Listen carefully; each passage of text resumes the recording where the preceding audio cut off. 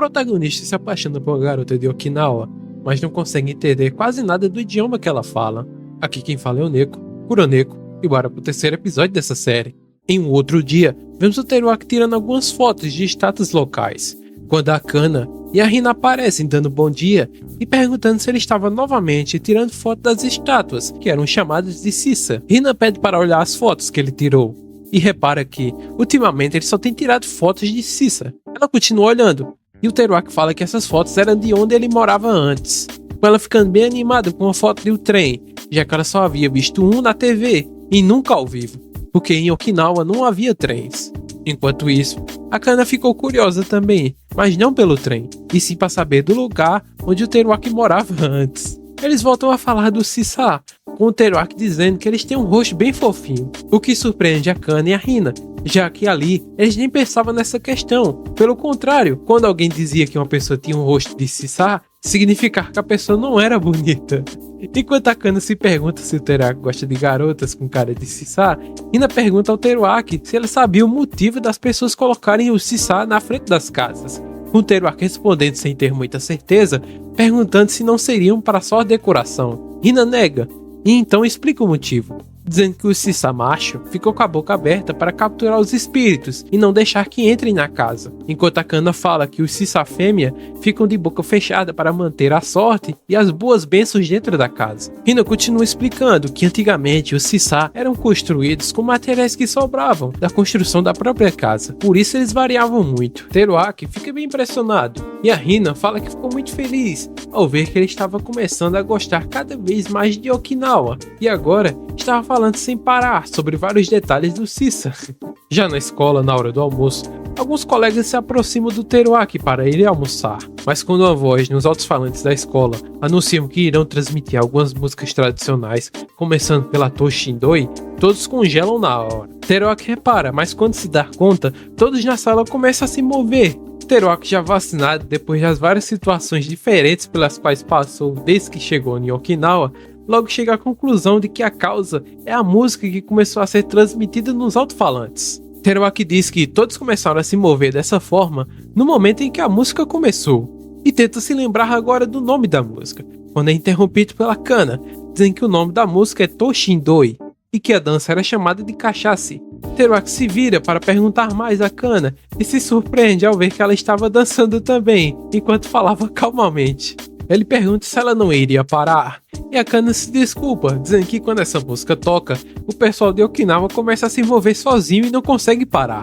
Somos explicados que o Kachashi é dançado quando tocam músicas tradicionais de Okinawa, principalmente o Toshindoi, e que a grande maioria dos okinawanos sabe a dança, sendo realizada em vários eventos, como casamentos e até eleições, e que o principal motivo da dança é compartilhar alegria e felicidade com os outros. Teruaki pergunta como todos sabem a dança, já que ela nem era ensinada na escola. Inicialmente o pessoal diz que nem lembra quando aprendeu, mas então se recordam e falam que aprenderam desde com avós até senhorzinhos que nem conheciam, em festivais da ilha. Outro diz que sempre tinham pessoas mais velhas ensinando nesses festivais. Hina então fala que isso é natural de se aprender caso você tenha crescido em Okinawa, já que sempre tem alguém mais velho na família que conhece a dança e ensina para os mais novos. Hina continua dizendo que um dia, quando o Teruaki tiver um filho com alguma garota de Okinawa, ele vai ter que ensinar a dança também. Teruaki já começa a viajar no pensamento, imaginando a Hina com o filho dele. Enquanto isso, a Hina fica chocada porque imaginou o Teruaki no futuro não ensinando a dançar o neto dele, porque ele não sabia.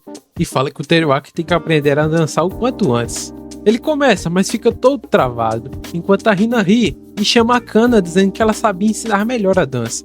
Kana fala que naquele momento não conseguiria, e nisso vimos que a Kana ainda estava se imaginando tendo filhos com o Teruaki e tendo uma vida feliz com ele. E agora não consegue tirar esse pensamento da cabeça. Por favor, autor, faça o Teruaki ficar com ela no final, nunca lhe pedi nada. Depois da aula, Teruaki e os demais estão saindo escondidos da escola. Teruaki pergunta o motivo e a Hina o interrompe, dizendo que o salão para onde iam era um local proibido. Eles chegam ao local e o Teru pergunta o que era aquilo, com todos ficando surpresos com a pergunta. Somos explicados que esses salões são lugares simples e tradicionais, onde servem comida, principalmente comida tradicional de Okinawa. Teruaki fica um pouco confuso e pergunta por que eles não podiam ir ali, já que era só um restaurante. Hina brinca, dizendo que era só para o professor não saber que estavam comendo depois da aula. Enquanto isso, Teruaki fica um pouco envergonhado, já que esperava que fosse outra coisa. Depois de impedirem, todos começam a comer, enquanto a Hina fala no dialeto. A Kana ia traduzir, mas é interrompida pelo Tensuke, que traduz a fala da Hina antes dela.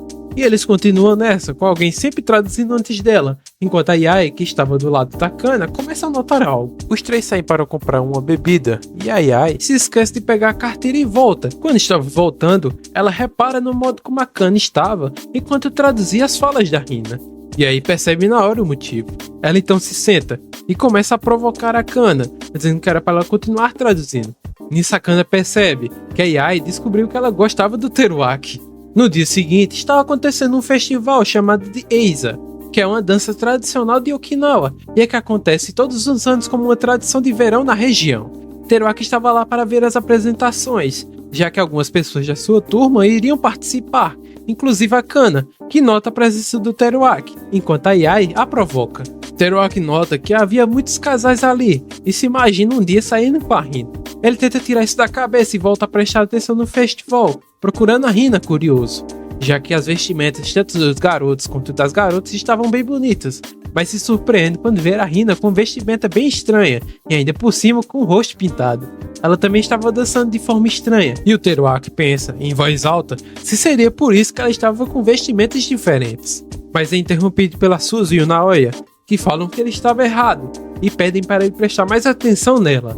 Teruaki então nota que ela chamava mais a atenção do público do que os demais, e se pergunta se o papel dela seria deixar o festival mais animado. Suzu fala que é bem mais do que isso, já que ela tinha um papel de Shondara. Nisso, somos explicados que, por mais que pareça que o Shondara só está dançando e agindo de forma engraçada, eles têm várias funções a cumprir, seja auxiliando os músicos, mantendo o ritmo da música ou até animando a plateia, entre várias outras coisas, sendo um papel muito importante. Suzu continua, dizendo que o Shondara presta atenção em tudo que acontece à volta deles, para manter as coisas funcionando, sendo literalmente a mestre de cerimônias do evento, e fala que tem que ser uma pessoa muito perceptível para conseguir cumprir essa função, caso contrário, seria muito difícil realizar isso tudo.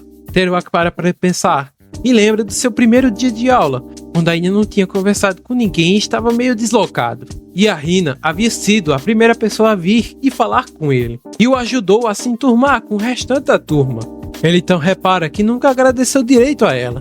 Depois da apresentação, ele a encontra descansando e começa a falar com ela meio sem jeito. Ele começa a agradecer a ela por tudo o que fez antes, enquanto se pergunta se era só isso que ele queria dizer a ela de fato. Ele continua indeciso enquanto a Hina o observa.